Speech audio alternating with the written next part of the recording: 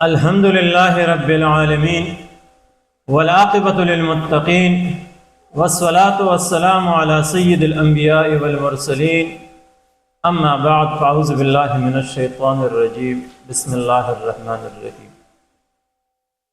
سیرت نگار لکھتے ہیں کہ مدینہ منورہ میں حضرت ابو ایوب انصاری رضی اللہ تعالی عنہ کے مکان میں قیام کے بعد رسول اللہ صلی اللہ علیہ وآلہ وسلم نے ریاست مدینہ یا امارت اسلامیہ یا اسلامی ریاست کے لیے اٹھائے جانے والی اقدامات میں سب سے پہلا قدم جو اٹھایا، آپ نے مسجد نبوی کی بنیاد رکھی اور اس کے لیے وہ جگہ منتخب کی جہاں پر رسول اللہ صلی اللہ علیہ وسلم کی اٹھنی بیٹی تھی اور یہ جگہ یتیموں کی تھی۔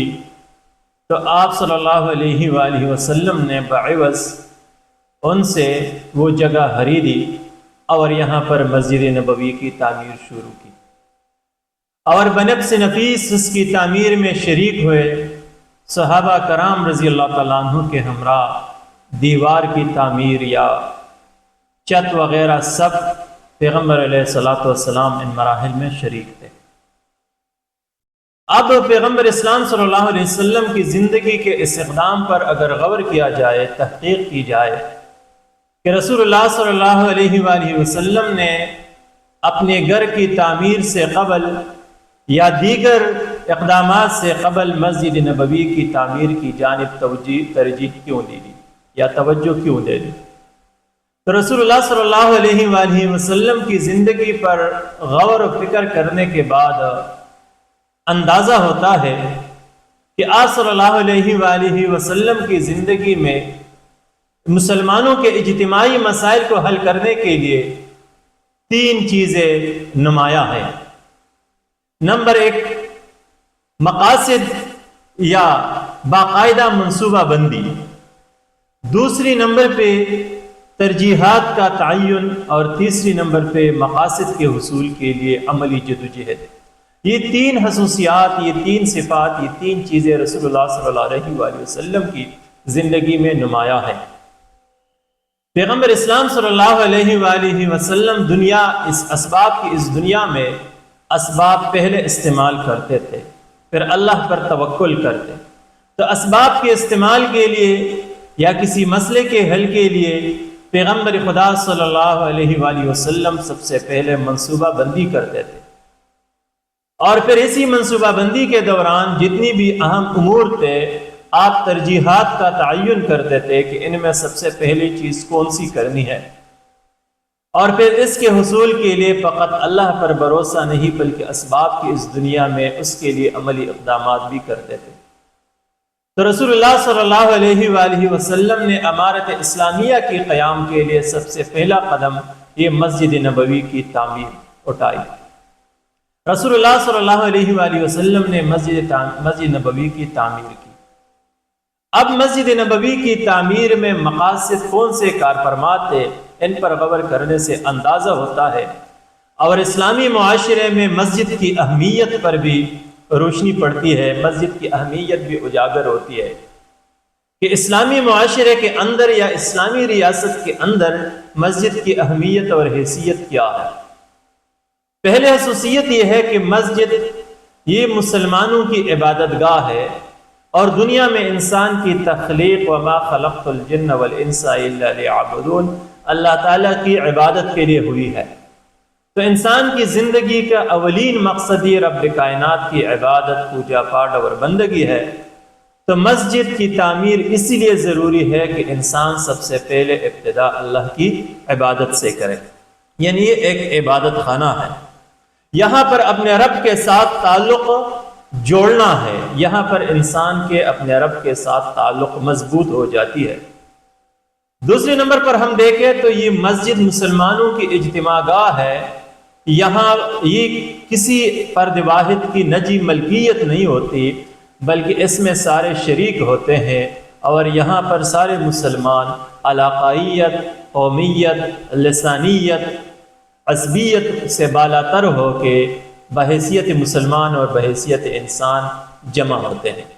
یہاں پر سارے مسلمان ایک دوسرے کے کندھے سے کندھا ملا کر نماز پڑھتے ہیں۔ تو مدینہ منورہ کا وہ ماحول جہاں پر انصار تھے اور انصار کے درمیان اختلافات تھی، اس سے قبل لڑائی جھگڑے تھے، تو ان کے لیے ایک جگہ پہ جمع ہونا بہت مشکل تھا۔ مہاجرین تھے، مہاجرین کو دیکھا جائے تو ان میں قریش بھی تھے اور انہی مہاجرین میں آزاد شدہ غلام بھی تھے۔ تو قریش جو اپنے نسب پہ فخر بھی کرتے تھے، اعلیٰ نسب کے تھے، وہ اور غلام کے لیے ایک کندھے سے کندھا ملا کر ایک جگہ کھڑا ہونا یہ بھی کافی مشکل تھا۔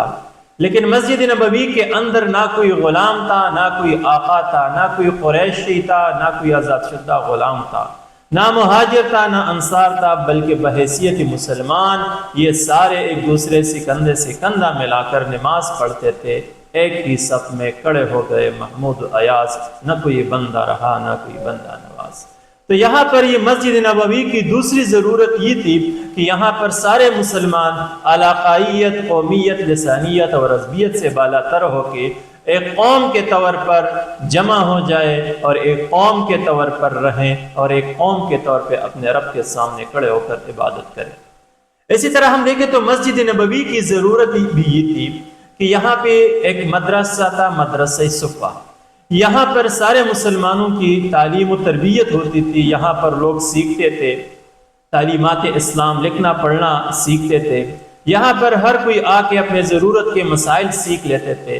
یعنی یہ دنیا کا پہلا یونیورسٹی تھی یا دنیا کا پہلا اقامتی ادارہ تھا کہ یہاں پر صحابہ کرام رضی اللہ تعالیٰ عنہ مقیم بھی تھے اور رسول اللہ صلی اللہ علیہ وسلم سے تعلیمات اسلام سیکھ رہے تھے۔ تو غرض یہ مسلمانوں کی فقط مسجد نہیں تھی بلکہ جمع ہونے کی بھی ایک جگہ تھی، اور دوسرے نمبر پہ یہ مسجد نبوی مسلمانوں کا مدرسہ بھی تھا، تربیت گاہ بھی تھا۔ یہاں پر ان کی تربیت ہوتی تھی، یہاں پر وہ علم سیکھتے تھے، یہاں سے مفسر نکلتے، قرآن نکلتے، محدثین نکلتے، فقہاء نکلتے، یہاں سے غازی مجاہدین نکلتے، یہاں سے جرنیل نکلتے، یہاں سے قاضی بنتے۔ دنیا کے ہر شعبے کے لیے یہاں پہ افراد تیار ہوتے تھے۔ تو غرض فقط یہ عبادت خانہ نہیں تھی بلکہ مسلمانوں کی تعلیم و تربیت کے لیے ایک اکیڈمی بھی تھی۔ یہاں پر دیکھیں تو ذہنی ترقی کے لیے یا تربیت کے ساتھ ساتھ جسمانی ورزش، یہاں پر بھی جسمانی تربیت بھی ہوتی۔ یہاں پر باقاعدہ طور پر ورزش کے لیے اپنی ایک الگ جگہ تھی جہاں پر مسلمان ورزش کرتے، دوڑ لگاتے، گول دوڑ لگاتے، اونٹ کی دوڑ لگاتے۔ یہاں پر پیغمبر اسلام صلی اللہ علیہ وسلم خود ان کی دوڑ کا مشاہدہ بھی کرتے، دیکھتے بھی، ان کے درمیان مقابلے بھی کرتے، اور جو ٹاپ 5 آتے ان کو انعامات سے بھی نوازتے تھے۔ یہاں پر تیر اندازی لوگ سیکھتے تھے، یہاں پر لوگ کشتی بھی کرتے تھے۔ مطلب یہاں پہ جسمانی تربیت کی جاتی، مسلمانوں کی یہ ایک تربیت گاہ تھی جسمانی ورزش کے حوالے سے، اور یہاں پر یہ جنگ کے لیے بھی تیاری کرتے اور جنگی تربیت حاصل کرتے تھے۔ اسی کے ساتھ ہم دیکھیں تو یہ مسجد نبوی ادب اور تفریح کی بھی جگہ تھی۔ یہاں پر پیغمبر اسلام صلی اللہ علیہ وآلہ وسلم کی موجودگی میں بھی شعراء یعنی حضرت حسان بن ثابت رضی اللہ تعالیٰ عنہ اشعار بولتے، حمد بولتے، ہم نعت بولتے۔ اسی طرح یہاں پہ جاہلیت کے دور کے قصے بیان کی جاتی تھی۔ تو غرض یہ ایک ادب اور تفریح کی جگہ بھی تھی جہاں پر مسلمان یہ شعر و شاعری اور یہاں اسی طرح تحریر و تقریر سیکھتے تھے۔ اسی کے ساتھ ساتھ مسجد نبوی کو دیکھا جائے تو یہ مسلمانوں کی اجتماعی مہمان خانہ بھی تھا۔ یہاں پر مہمان آ کے باہر سے جو بھی آتے یہاں پر مہمان بن کے رہتے، صحابہ کرام ان کی مہمان نوازی کرتے تھے۔ تو یہ مسلمانوں کا ایک گیسٹ روم، ایک مہمان خانہ بھی تھا، اور مہمانوں کے لیے باقاعدہ طور پر یہاں پہ جگہ ہوتی۔ اس کے ساتھ ساتھ ایک عجیب بات یہ ہے کہ مسجد نبوی کو دیکھا جائے تو یہ ایک قیدخانہ بھی تھا۔ یہاں پر بعض اوقات جو بڑے بڑے سردار تھے مشرک قبائل کے، ان کو اگر قید کیا جاتا تو یہاں پر مسجد نبوی کے اندر ان کو ستونوں سے باندھا جاتا، یا ایک خاص جگہ تھی جہاں پر قیدی کو رکھا جاتا تھا۔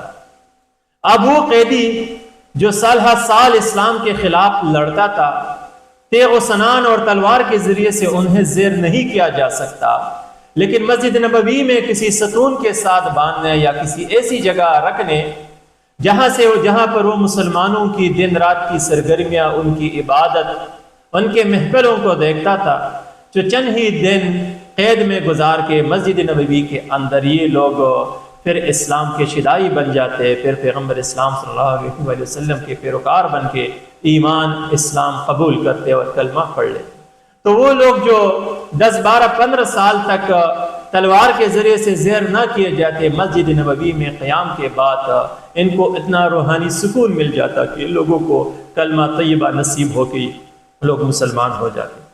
اسی طرح ہم دیکھیں کہ مسجد نبوی یہاں پر باخر کے وفود بھی آتے تھے، ان وفود کے ساتھ پیغمبر اسلام صلی اللہ علیہ وسلم ملاقات کرتے، بات چیت ہوتی، یہاں پر اگر وہ قیام کرنا چاہتے تو ان کی قیام کی بندوبست ہوتی۔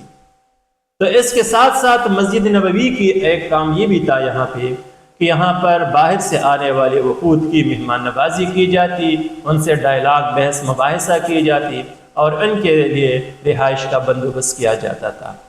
اسی طرح ہم مسجد نبوی کو دیکھیں کہ اس سماج میں، اس معاشرے میں وہ لوگ جن کے سر کے اوپر چھت نہ تھے، یعنی جو بے گھر تھے، ان کے گھر نہ تھے، مسجد نبوی کے اندر یہ لوگ رہائش پذیر ہوتے، یہاں پر زندگی گزارتے، دن رات گزارتے، یعنی یہ بے گھر لوگوں کا ایک مسکن بھی تھا۔ مسجد نبوی کا ایک کام یہ تھا۔ اسی طرح ہم دیکھیں کہ اس اسلامی ریاست کے جتنے معاشی معاملات تھے یا جتنے معاشی مسائل تھے، یہ سارے یہاں پر مسجد نبوی کے اندر زیر بحث آ جاتے، ان کا حل نکالا جاتا۔ اگر جہاد سے مالی غنیمت لائی جاتی تو وہ بھی یہاں پر تقسیم ہو جاتی۔ اسی طرح اگر کوئی فریاد رس یا غربت کا مارا ہوا یا غریب یا تنگ دست بندہ آ جاتا یا وفد آ جاتا اور فریاد کرتی مالی تنگ دستی کی، تو یہاں پر ان کے لیے چندے کی اعلان کی جاتی، چندہ جمع کیا جاتا اور ان کی تنگی کو دور کر دے۔ یا جہاد کے لیے جانا ہوتا اور چندے کی ضرورت ہوتی تو پیغمبر اسلام صلی اللہ علیہ وسلم مسلمانوں کو دعوت دیتے اور یہاں پر وہ چندہ جمع کرتے۔ مطلب یہ کہ یہ مسلمانوں کا ایک خزانہ بھی تھا جہاں پر مسلمان اپنے مالی مسائل یا مال جمع کرتے اور مالی مسائل کو حل کرتے تھے۔ اسی کے ساتھ ساتھ اس اسلامی ریاست کے اندر یا اس معاشرے کے اندر جتنے فلاحی کام ہوتے تھے تو فلاحی کاموں کا مرکز بھی یہ مسجد نبوی ہوتا۔ یہاں سے فیصلے ہوتے کہ سماج کے لیے، معاشرے کے لیے، مدینے کے لیے، لوگوں کے لیے، یہاں کے باشندوں کے لیے کیا کیا جائے، کون سے اچھے کام کیا جائے۔ یہاں پہ ان فلاحی کاموں پر بحث ہوتی، فیصلے ہوتے اور پھر نکل کر وہ ان فلاحی کاموں کو عملی جامہ پہناتے۔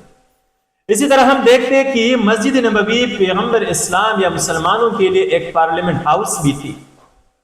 یہاں پر ان کے مجلس شورا اور مجلس انتظامیہ منعقد ہوتی تھی۔ یہاں پر امارت اسلامیہ یا مدینے کی اس اسلامی ریاست کے سارے فیصلے ہوتے تھے، سارے اہم امور پر بات چیت ہوتی تھی اور یہاں سے فیصلے ہو کر پھر انہیں نافذ کیے جاتے تھے۔ تو مسلمانوں کی یہ ایک پارلیمنٹ ہاؤس تھی جہاں پر مسلمانوں کی اس اسلامی ریاست کی یا اس نوزائیدہ ریاست کے سارے فیصلے ہوتے تھے۔ اسی طرح ہم دیکھیں تو یہ مسجد نبوی مسلمانوں کا عدالت بھی تھا، عدالت بھی تھی۔ یہاں پر پیغمبر اسلام صلی اللہ علیہ وآلہ وسلم فریقین کے درمیان فیصلے کرتے۔ اگر کسی کا کوئی تنازع پیدا ہوتا کسی دو فریقین کے درمیان، دو افراد کے درمیان، تو اکثر یہاں مسجد نبوی میں آ کے پیغمبر اسلام صلی اللہ علیہ وسلم اپنے کے سامنے اپنا مسئلہ بیان کر کے ان کا حل نکالا جاتا تھا، ان کے درمیان فیصلے ہوتے۔ اسی کے ساتھ ساتھ ہم دیکھیں تو یہ مسجد نبوی مسلمانوں کا GHQ بھی تھا۔ یہاں پر یہ ان کا فوجی ہیڈ کوارٹر اور چھاونی تھی۔ جتنے بھی غزوات ہوئے دور نبوی صلی اللہ علیہ وآلہ وسلم، یہاں سے مسلمانوں کی لشکر کو ترتیب دی جاتی، ان کے جرنیل اور سپہ سالار کا تقرر ہوتا اور یہاں سے اسلامی افواج کے لشکر کو روانہ کرتے تھے۔ تو سارے جتنے دور نبوی میں غزوات اور سرائے ہوئے، سب کے فیصلے یہاں پر ہوئے تھے اور سب کے لیے لشکریں یہاں سے روانہ ہوئی تھی۔ غرض مسجد نبوی مسلمانوں کی فوجی ہیڈ کوارٹر اور چھاونی بھی تھی۔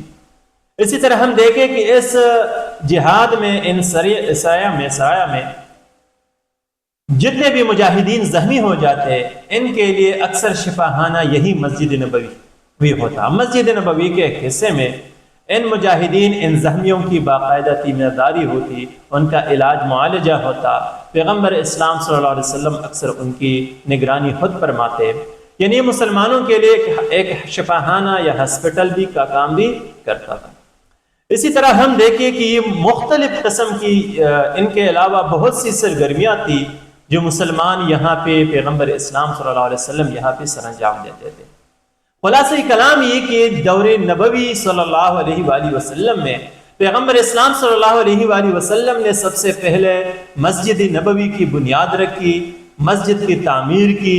یہ فقط عبادت خانہ نہیں تھا بلکہ مسجد نبوی مسلمانوں کی تمام سرگرمیوں کا مرکز اور محور تھا۔ وجہ اس کی یہ ہے کہ اگر اس پر غور کیا جائے تو اسلامی معاشرے کے اندر، اسلامی سماج کے اندر مسجد کی حیثیت یہ ہے جو حیثیت جسم کے اندر قلب کی ہے۔ اگر انسان کا قلب دل سلامت ہے تو جسم سلامت ہوگی۔ اگر انسان کا قلب متاثر ہو جائے، خراب ہو جائے تو انسان زندہ نہیں رہ سکتا۔